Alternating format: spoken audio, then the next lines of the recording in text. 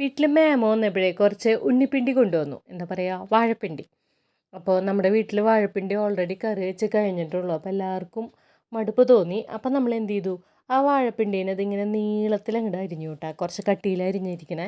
എന്നിട്ട് അതിൽ നമ്മൾ കുറച്ച് കല്ലുപ്പിട്ട് നന്നായി ഒന്ന് തിരുമ്മിയിട്ടാ. ഞാനൊരു കൊണ്ടാട്ടം ഉണ്ടാക്കാനുള്ള ശ്രമമാണ്, വാഴപ്പിണ്ടി കൊണ്ടാട്ടം. അപ്പം നമ്മൾ ഒരു ദിവസം വെയിലത്ത് വെച്ചപ്പോൾ അതായത് ഇങ്ങനെ ഇരുന്നു കേട്ടോ. എന്നിട്ട് അതിലേക്ക് നമ്മൾ നല്ല കട്ട തൈര് ഒഴിച്ച് കൊടുത്തു. വേണമെങ്കിൽ ഉപ്പ് ചേർത്താൽ മതി, കാരണം നമ്മൾ തലേദിവസം ഓൾറെഡി ഉപ്പ് ചേർത്തിട്ടുണ്ട്. ഞാൻ കുറച്ചും കൂടി ഉപ്പ് ചേർത്തു കേട്ടോ. എന്നിട്ട് നന്നായിട്ടൊന്ന് മിക്സാക്കി കൊടുത്തു. പിറ്റേ ദിവസം കാലത്ത് നമ്മൾ ട്രേയിൽ ഇതുപോലെ ഒന്ന് പരത്തി വെച്ച് കൊടുത്ത് ഉണക്കാനായിട്ട് കൊണ്ടുപോയിട്ടാ. അപ്പോൾ ബാക്കിയുള്ള തൈര് ഇവിടെ ഉണ്ട്.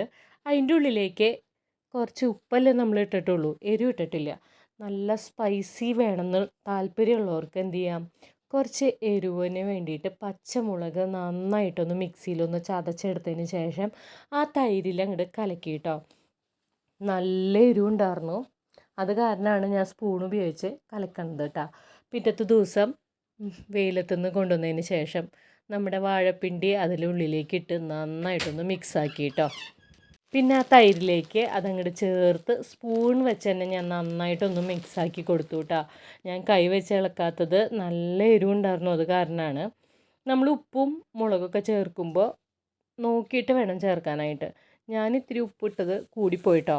ആദ്യം ഞാൻ വാഴപ്പിണ്ടിയിലിട്ടു, പിന്നത്തെ ദിവസം തൈരിട്ടപ്പോഴും കുറച്ചിട്ടു. അപ്പോൾ വറ്റി വന്നപ്പോൾ കുറച്ചൊരു ഉപ്പ് രസം കൂടുതൽ പോലെ തോന്നി. അപ്പോൾ നിങ്ങൾ ഉപ്പിടുമ്പോൾ എപ്പോഴും ശ്രദ്ധിച്ചിട്ട് വേണം ഇടാനായിട്ട്. ഇങ്ങനെ ഇരുന്നു അത് മിക്സ് ചെയ്തപ്പോൾ കേട്ടോ. പിന്നെ അത് പിറ്റത്തെ ദിവസം പിന്നെ ഉണക്കി. അങ്ങനെ ഒരാഴ്ചത്തോളം ഇങ്ങനെ നിങ്ങൾ ഉണക്കിയെടുത്തു കേട്ടോ.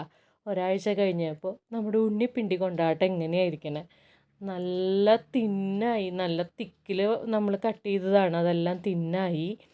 ഇനി നമ്മൾ വറുത്തിട്ട് ഇനി കാണാം കേട്ടോ. ഇത് സൂക്ഷിച്ച് വെക്കുകയും ചെയ്യാം.